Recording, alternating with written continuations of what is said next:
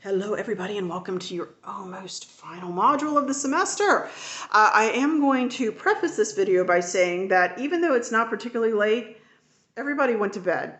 So the noises that you hear in the background are not students snoring, and I apologize, but at least they're being good. Anyway, I wanted to talk to you all a little bit about new religious movements, and then we'll talk about the upcoming group project. So let's start off with the question of what is an NRM, a new religious movement? Well, the concept actually comes around in the 1800s, and scientists, usually sociologists, initially termed a new religious movement a cult, C-U-L-T. The problem is, what happens to the term cult? Well, it gets hijacked in the 20th century, essentially due to Hollywood. And so it becomes a stigmatized word. Academics came together and they figured a better term than cult would be something like a new religious movement. So they actually give quantification to a new religious movement by calling it a new religious movement, or an NRM. We've actually been studying them all semester. So Hinduism develops, but it has internal conflict.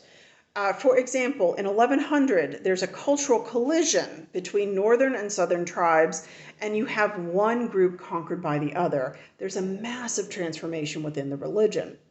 When things get a little bit stranger for the religion, when the wealthy end up pulling power from the poor and from women, then you end up with internalized movements like the rise of Jainism and Buddhism and a massive internal revolution for Hinduism right around 500 BCE.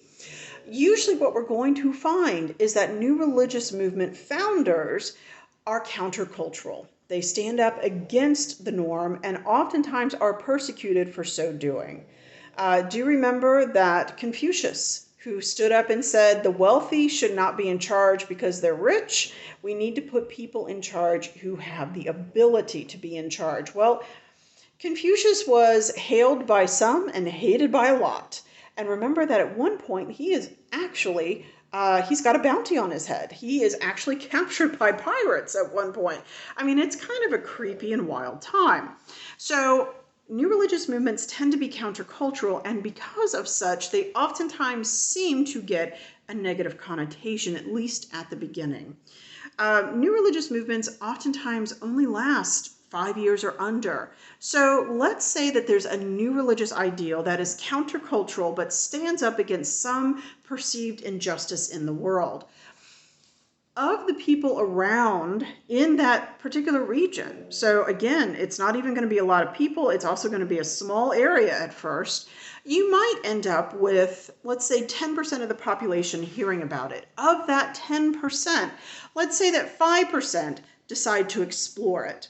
Of that 5% who go in to explore it, let's just say 2% stays, right?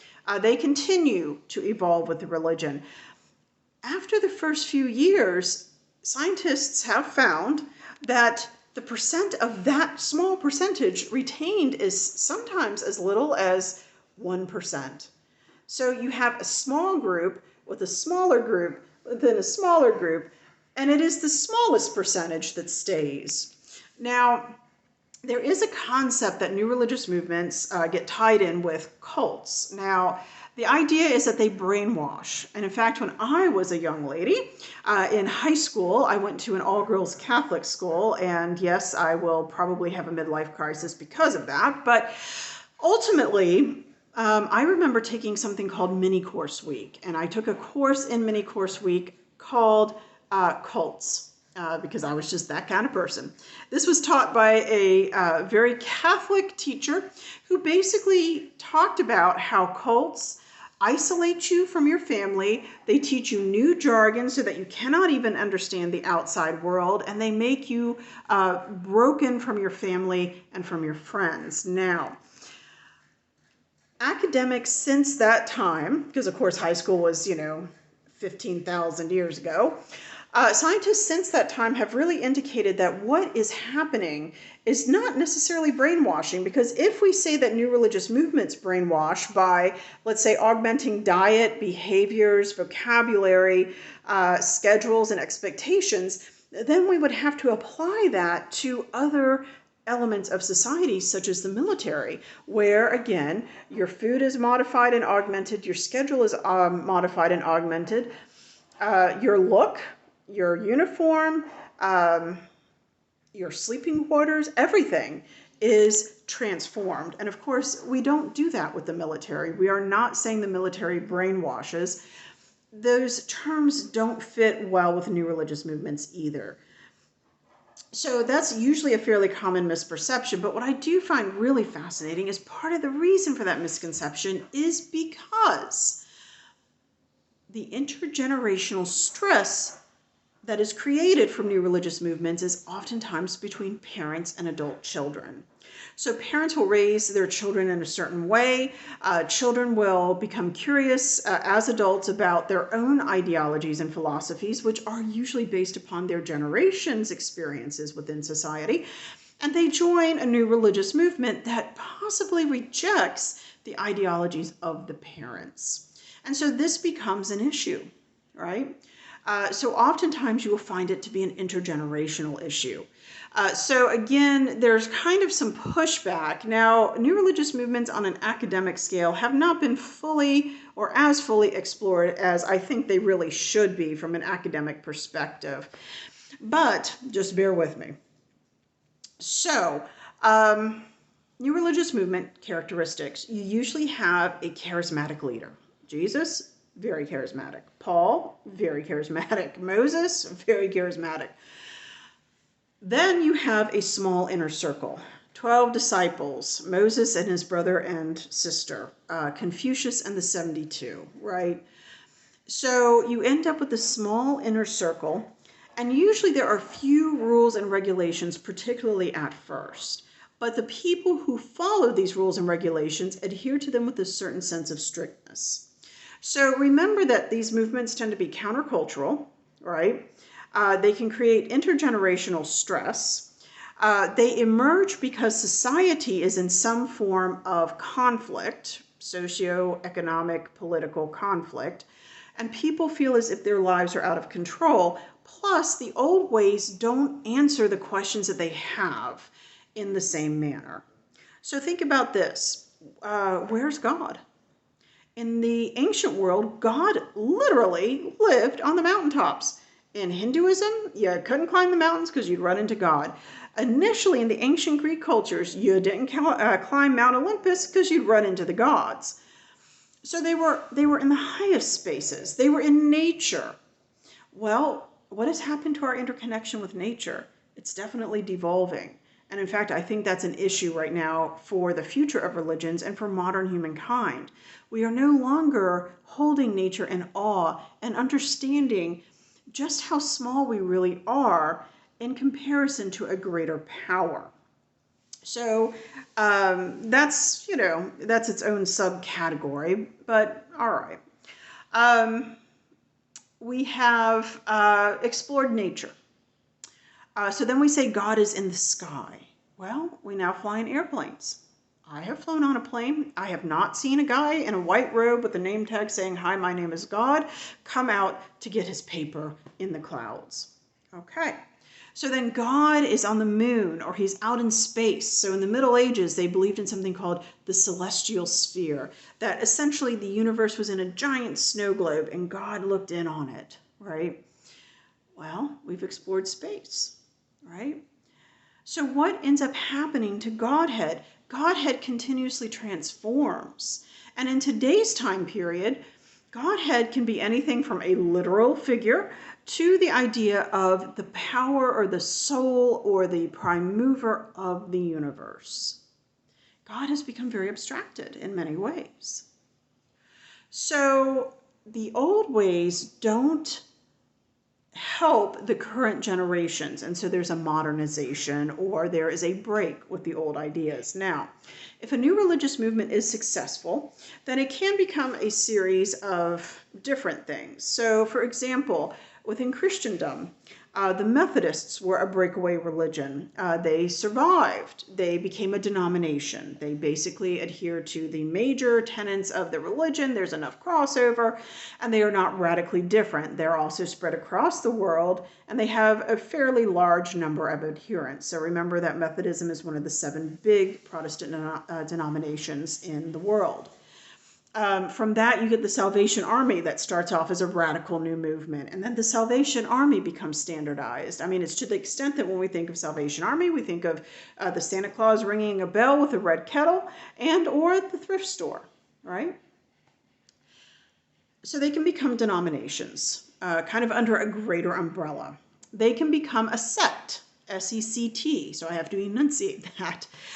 Kind of like Mormonism is sometimes considered a sect. So the Church of the Latter-day Saints is sometimes, which was also at one point known as Mormonism, is a sect. Or the Jehovah's Witnesses are sometimes considered a sect. They follow many of the same rules, but they have something new. With the Church of Latter-day Saints, they have the Bible as their basis, but they have a twist, and that twist is a whole new series of sermons and ideologies and scriptures through the Book of Mormon, right?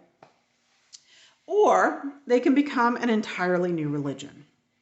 So again, Christianity started off as a subsect of Christianity starts off as a subsect of Judaism, which is kind of interesting. But when the religions begin to collide, they separate.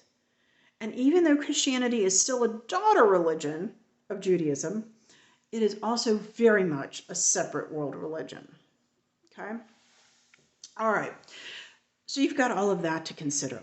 On top of that, religions sometimes have a strict adherence to the rules and regulations, and people within new religious movements sometimes can feel as if they are being persecuted for their beliefs. In this, you do get a subculture of religious movements that are called killer cults. Killer cults are kind of a pop culture slang ideology, but certainly something that fascinates humankind. One of the most significant is probably Jonestown with Jim Jones. So Jim Jones started preaching in the 60s.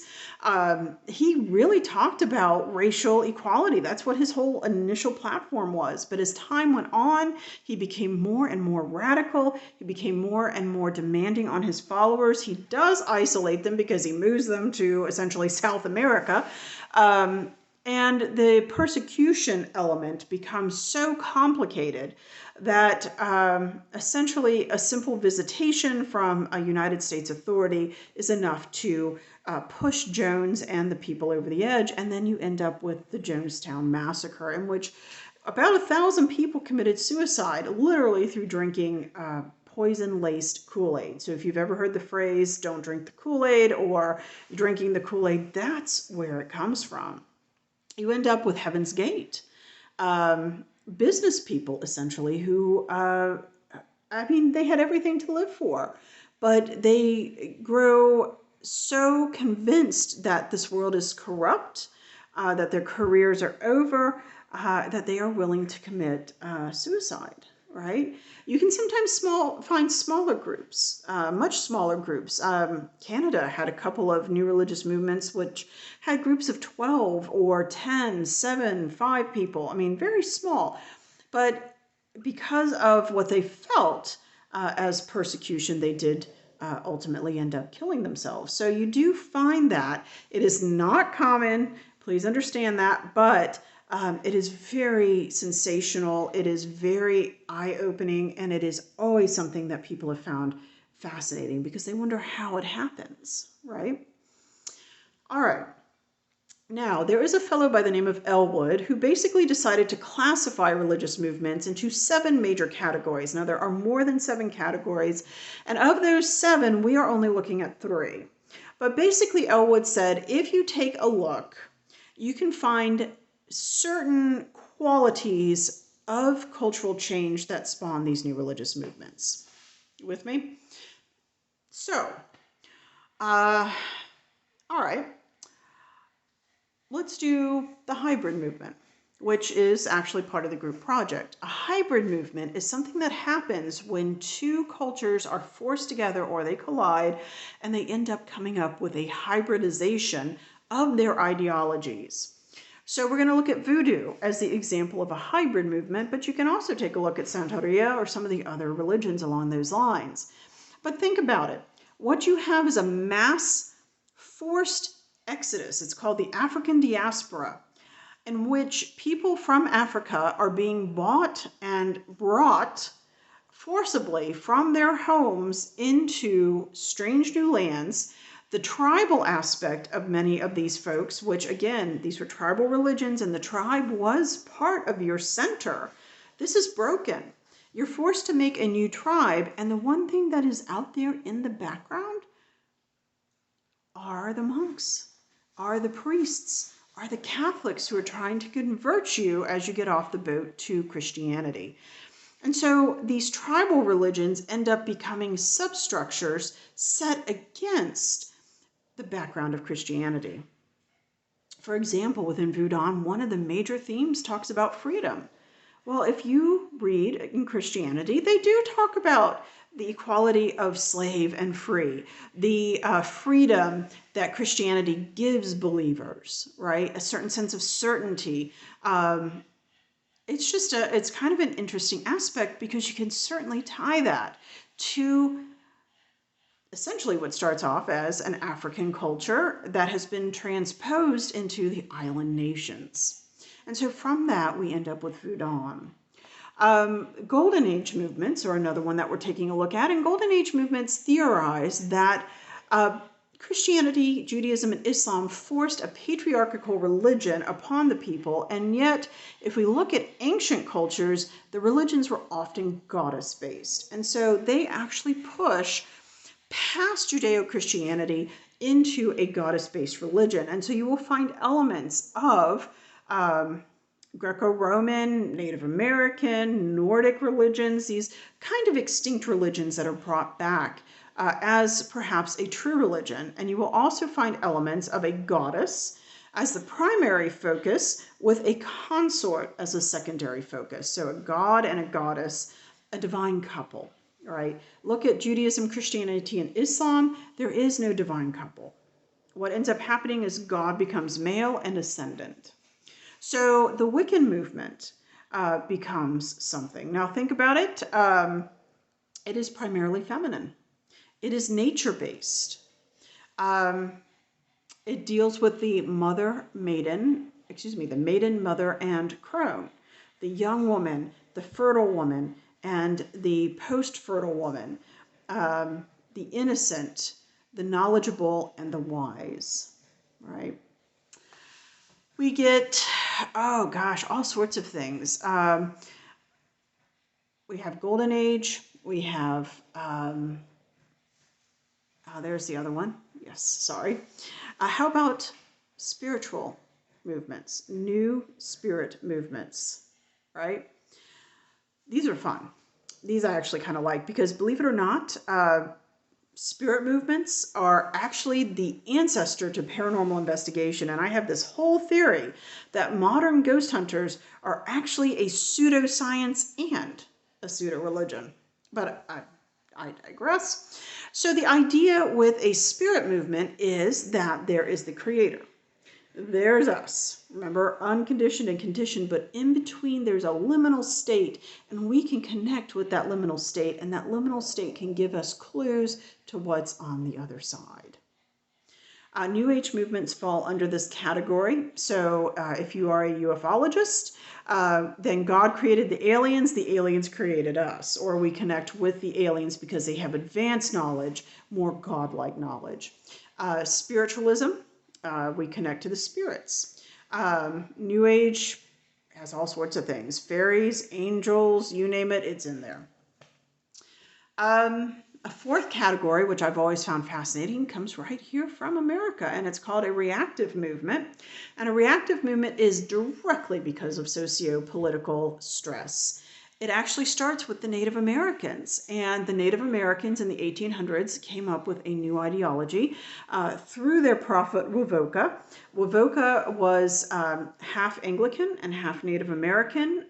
He was kind of a man of two worlds. He had some education in Christianity.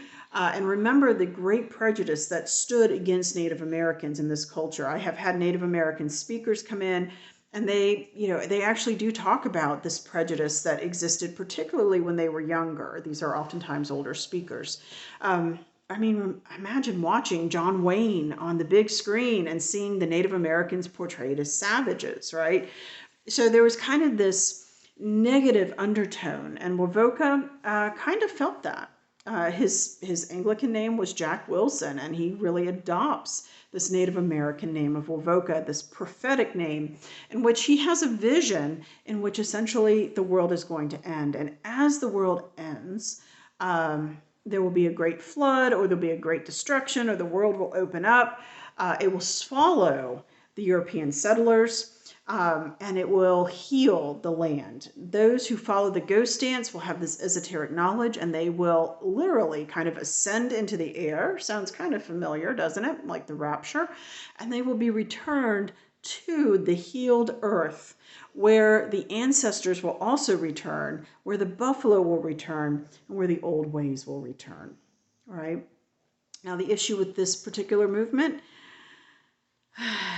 well, you end up with folks like Sitting Bull, and it actually did kind of spread through the tribes. It did give them a sense of purpose. It also gave them a sense of belief in something called a ghost shirt that would make them immune to bullets.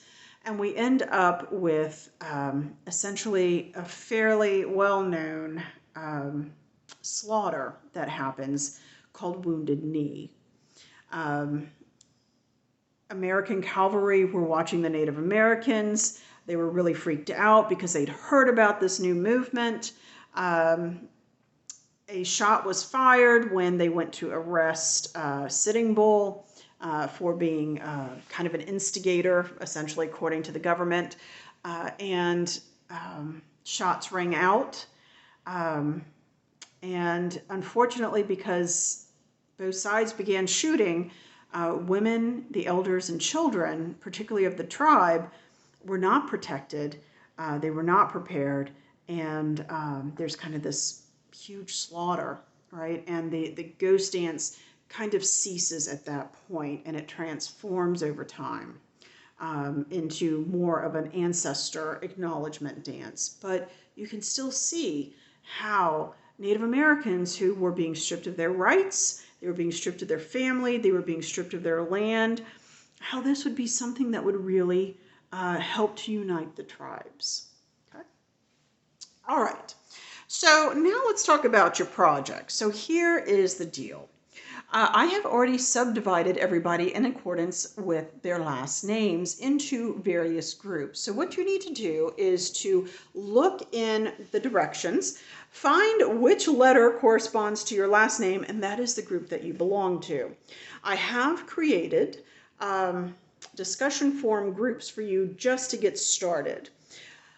The way this works is that you are going to tell me the who, what, when, where, how, and why for each of the religions that are presented in this module. You are going to work with your group to produce either a video of approximately 10 minutes of length. There's plenty of really cool video software out there. YouCut is a good one. It's an app that I have personally used to actually put together video segments. And then of course you can upload them to YouTube, just make sure they're closed caption appropriately, or you can do a PowerPoint with at least 15 slides, and within those 15 slides is included the works cited slide. You can do a couple of slides over. Please do not give me 50 slides. But you are going to create a presentation based upon the group that you are in. You do need to work with others. You do need to work with your group. You can arrange any way you want to communicate once you get this thing going. But with this assignment, your first job is to make sure that you log in and you go to your discussion forum and you introduce yourself and you make sure that you get a group leader and that you all start communicating to do this project. You can email each other, you can Zoom each other, whatever you want to do, it is totally up to you, and I am leaving it in your hands. The entire group will share the grade. If somebody does not participate, their name does not go on the title slide. So on the title slide, you should have the title of your presentation and the names of each person that is within your group. You must have resources. Please do not use encyclopedias. That's in the syllabus. No encyclopedias. Go higher. Elevate your research. Please, please, please. Then you are going to create a discussion question. This discussion question is actually going to be approved by me and posted in a new discussion forum. So this is how it works. You're creating a discussion forum. We will have one forum that will have a question from every group. And what you are to do is once these questions are posted, you are to read the questions that are not from your group, the other groups, and you are to post one post each answering those questions. Does that make sense? Yes, I hope. To submit your presentations and to submit your discussion questions, I have to get them. You will email them to me at my faculty email, which is listed on the syllabus. Once I get them by the due date, I will upload the files. I will close the discussion modules that you use to present your groups, to do your research. I will open a new discussion forum. I will list the questions, and you will have at least one file per religion as listed in this module. You will have at least one question per religion as listed in this module. I am giving students 2 weeks to organize the group project. I am encouraging you to ask questions if you've got them.